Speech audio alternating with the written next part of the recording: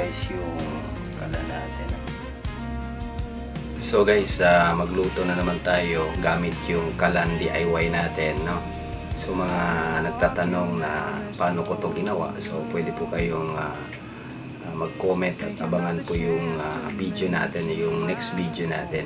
Maganda to guys kasi tipid at alcohol lang yung gamit, lalo na sa mga nagbo-boarding house dyan. So let's go. Ito yung lulutuin natin guys, mag-adobo tayo ng pork, no? So bago po natin i-adobo, so pakuluan muna natin ng tubig yung pork para mabilis tumambot.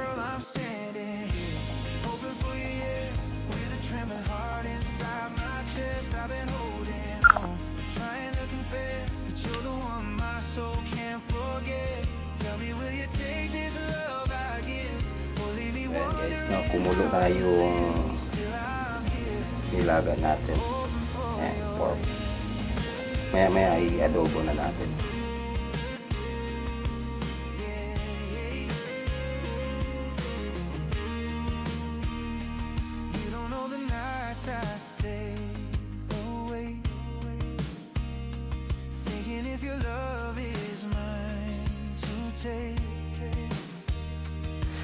Ayan guys, luto na yung adobo natin. So ilang piraso lang yung niluto ko kasi tawag dito, ako lang naman mag-isa yung kakain. Ayan, luto na.